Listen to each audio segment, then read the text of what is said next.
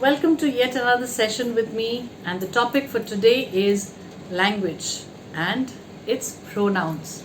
Well, let's all see and try and understand what exactly are pronouns. Very simple. The word itself is hidden in it. The meaning of it, the word in it has nouns, right? So obviously it's something related to nouns. Well, pronouns are words that replace a noun. Simple and straight. While we speak or write, we avoid repeating the same noun again and again, right? We use some other word for that. For example, if I say Ruchi is teaching, then I continue my writing. Ruchi is teaching pronouns. Doesn't this keep sounding again and again? Ruchi, Ruchi, Ruchi. That sounds a little irritating to the ears. So we can always change this noun. We can replace this noun with, let's say Ruchi is teaching. So obviously she is teaching pronouns. This changing of word of the noun, the repetition of the noun, when we change it, we can do that with the help of a pronoun. A word which is used in place of a noun is said to be a pronoun. Very simple. Now if I give you an example, Robin bought a book. Robin bought a book, and then I continue saying Robin kept it in the shelf. Kept the book in the shelf. See it once again. Robin bought the book, and I want to say further that he kept it in his shelf. So again I continue. Robin kept the book in the shelf. So I can skip out or I can remove nouns which are repeated. For example, we can see here the repetition of Robin. Robin is once here, Robin here, the book, and again the book. So the perfect sentence when rewritten can be Robin. It says Robin bought the book. Robin. The first part of the sentence is absolutely fine. The second thing which we need to change is this Robin will change. So he kept. Now instead of repeating the book again, instead of repeating this word, we can say he kept it in the shelf. So if you see the word Robin in the second sentence, Robin has been replaced with he, and the book has been replaced with it. It's obvious for non-living things we generally come up with the pronoun it. It can also be used for little babies at times. We'll come to those in detail a little later. Let me brief you with the kinds of pronouns and quickly explain to you what each pronoun is all about. First one that we will be discussing is personal pronoun. Second, we'll be working upon demonstrative pronoun. That is demonstrative pronoun. Next we have, as the word itself will be clear, interrogative pronoun. Next, simple and straight, reflexive pronoun. Reflexive pronoun. The next one is emphasis pronoun or emphatic pronoun. Emphatic pronoun. Sixth one which we will be going through is possessive pronoun, and last but not the least, with the one which we will be going through, is relative pronoun. Relative pronoun.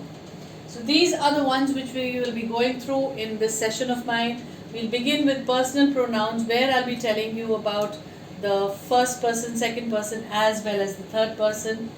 Demonstrative pronoun, again we have this, that, these, those. When we explain about it, I'll tell you. Interrogative are definitely the question pronouns. Reflexive, emphatic, possessive, and relative. Let's pick them up one by one. To begin with, coming up to the first one, personal pronoun. Well, personal pronouns are the pronouns which are used or which stand for a person or thing. They are called personal pronouns. Now, here you have, let's say this is the first person, this is the second person, and this is for the third person that we will be using. For the first person, in the singular form, I, me, we can use these pronouns for the first person. Children, always remember I myself am the best one. Nobody better than me. So presume yourself as you are the best. Secondly, you will think about somebody else being as the second best. And thirdly, the ones after that. So I am very important for myself. I am the first person. That's the easy way to remember. Then you can come as the second person. Then he, she, it can come up as the third person. Right? I hope I'm clear with this. So, very clear. First person, I, me. Second person, you or your, you or yours. Thirdly, as the third person, he, him, his. He, him or his, she, her, right? You can come like that, she, her, hers. That's for the feminine ones. And last but not the least, it for the neuter gender, right? Now, moving on to, this was the singular form, now coming up to the plural form. I, if I'm talking about one person, if we are talking about many people, then we. Me changes to, let's say, us, our, us, or our, right? Moving further, and these can be used for both masculine and feminine. Next one, this one remains the same, you, yours. You and yours remains the same. For one person also, if I'm talking about Ruchi, you are doing this. And then if I'm talking about the entire class together, all the children, you are going to do this. So again, you and yours are taken as common ones. If you see, once again, this is going to be easy for you if I draw these lines and segregate them. Coming up with the third person, he, him, his, or she, her, hers, it. Now they are used as they, or we can use them. Right? And one more thing we can use, well, these are for both masculine and feminine. So they are used for all the three, masculine, feminine, and neuter gender. That's it for the personal pronouns, nothing more. Very simple. First person, keep yourself as the first one. Second person, maybe the second you as goes as the second person, where you can have the next second person as the second person. The third one is obviously moving on to the people apart from that, you, he, she, it. So categorize these personal pronouns in the first person, second person, or third person. Well, moving ahead with our next pronoun, which was demonstrative pronouns. Here we need to look into something extra, which I'll just be telling you. Demonstrative pronouns. Now here, as the word demonstrative, what exactly are the words which are used for demonstrative? Well, for demonstrative we specially use 4 words which are this, that, these, and those. Right? These are the 4 demonstrative words which show us or which demonstrate the object to us. For example, if I say this table, I'm demonstrating the table, right? Now, let's see when we talk about demonstrative pronouns. Coming up with the sentence, for example, that is my book. This is one sentence I've given you. Another sentence which I give you is that book is mine. Okay.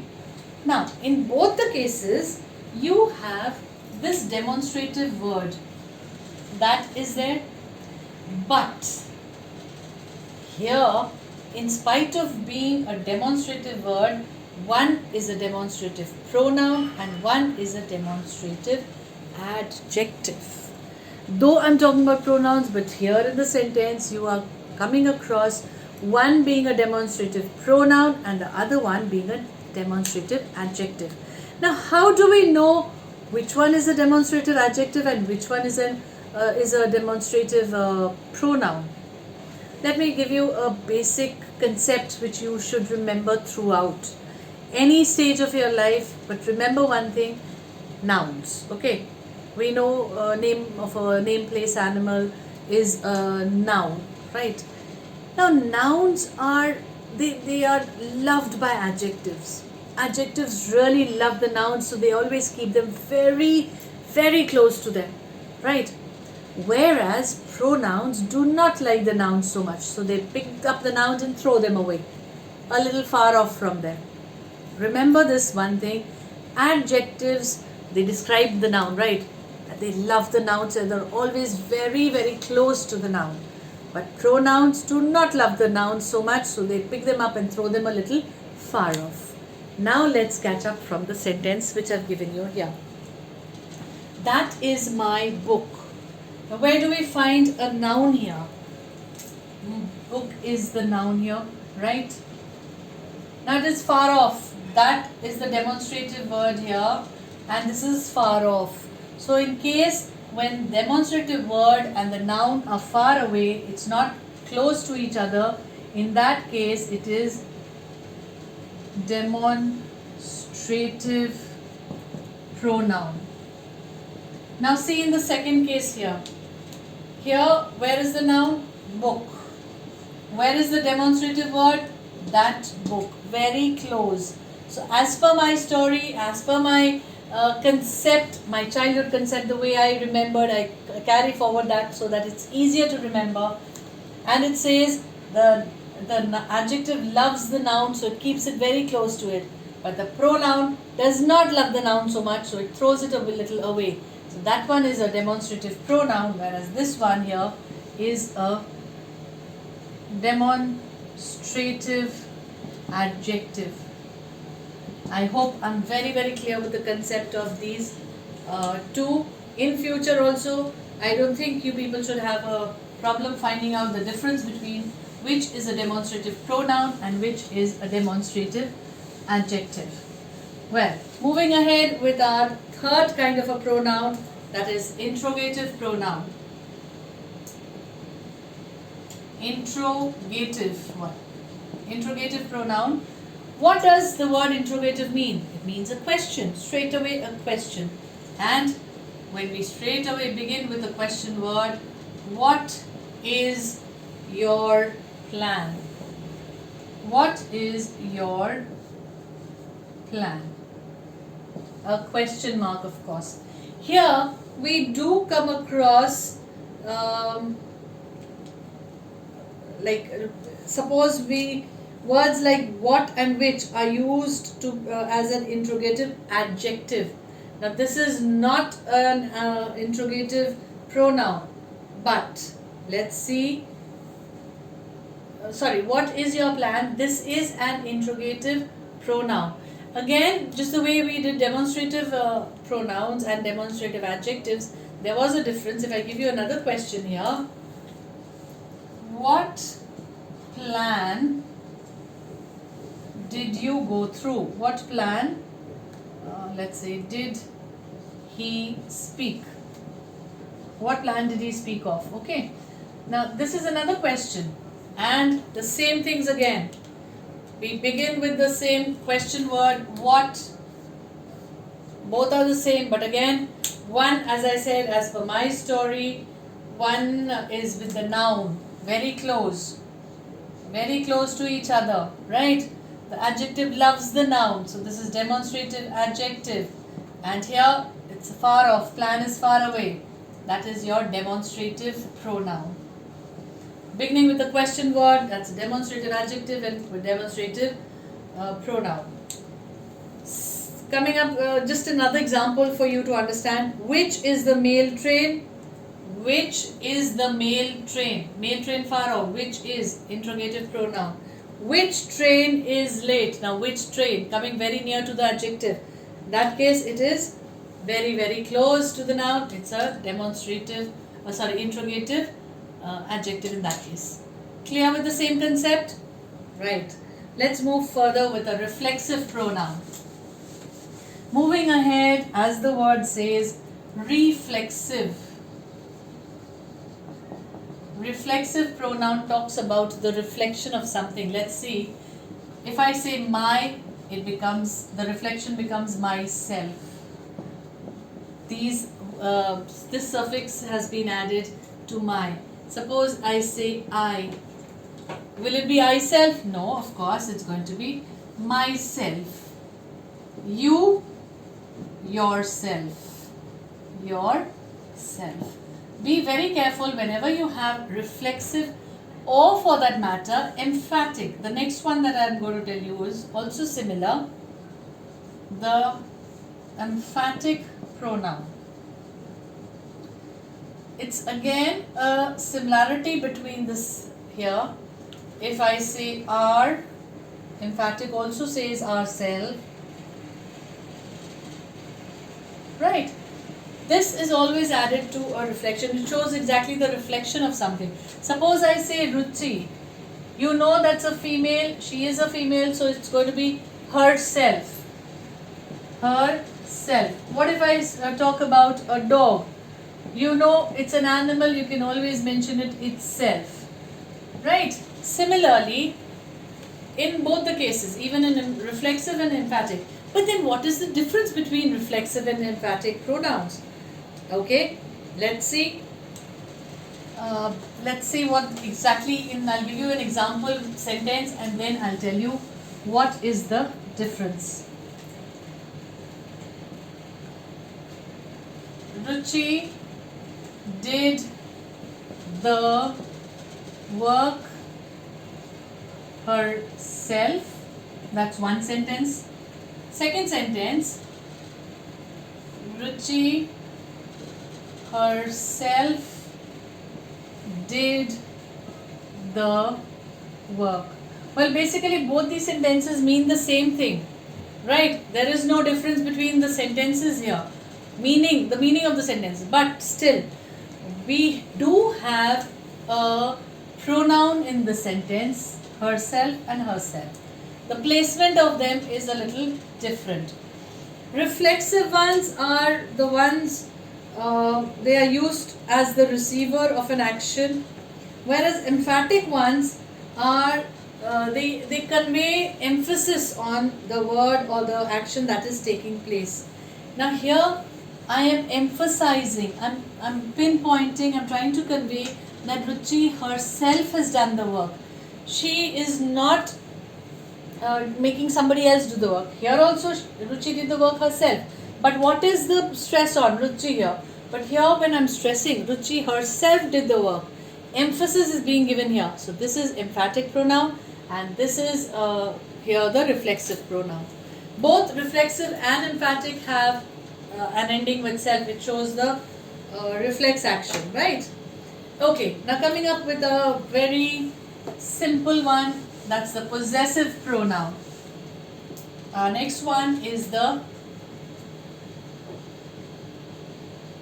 possessive pronoun.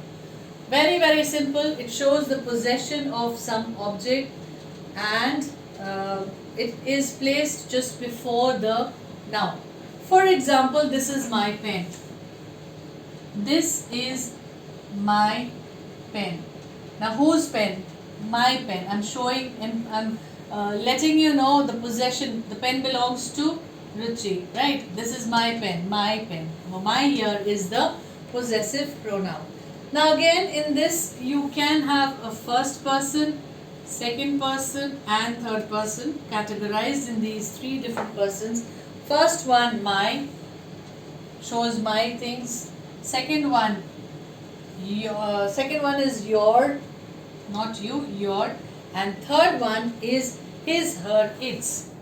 His, that's again showing possession. When I'm talking about her, when I'm talking about its, right? So here when we are talking about, this is the normal word here, and now when we talk about the pronoun, my changes to, if I want to show whose is it, then it's mine, right? Your children will basically remain the same as your. This is the pronoun that I'm using. Coming up with the possessive pronouns. This is possessive adjective and that becomes your possessive pronoun. Coming with her, his, her, it, that can change to his, hers, its. His, hers, its. Right? Moving further, our also changes. Now when you're talking about singular, now talking about plural one, suppose the word was our changed to ours. Right? Your changes to yours. His, hers, its, in a similar pattern. It can change to theirs.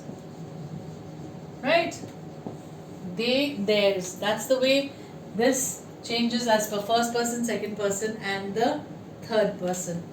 Coming up to our last pronoun, which is relative pronoun. Again, a very, very simple way to come up with a relative pronoun. And I'll connect the relative pronoun with your interrogative pronoun. Let's see how. Now, suppose I give you a sentence. Where is the man who gave you this news? Where is the man? This one is the relative. The last one which I'm doing with you all is a relative pronoun, right? Okay.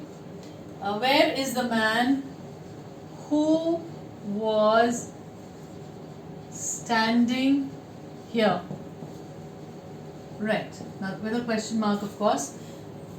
First part of the sentence of the phrase has been connected with the last part of the phrase with the help of a word who. It is relating or connecting the two different phrases together, and this is our relative pronoun. Now it relates to a noun, to a group of words that follow the noun. Another example here, another one says, here are the colors that you wanted. Another sentence. Here are the colors that you wanted. Right. Now again, this part being connected with this part with the help of that. So that is your relative pronoun. Suppose in the first question, in the first sentence here, I change that to, where is the man who was standing here? If I change that, who is the man standing? Who was the man standing here? That's a question. Which is this? Interrogative pronoun. Right? That same pronoun which was there right now as a relative pronoun, when used here as a question word, it becomes your interrogative pronoun. I hope I'm clear with the concepts of pronouns. Well children, that was it. Thank you so much for your listening and understanding the concept of pronouns with the different types of pronouns mentioned to you. Thank you so much.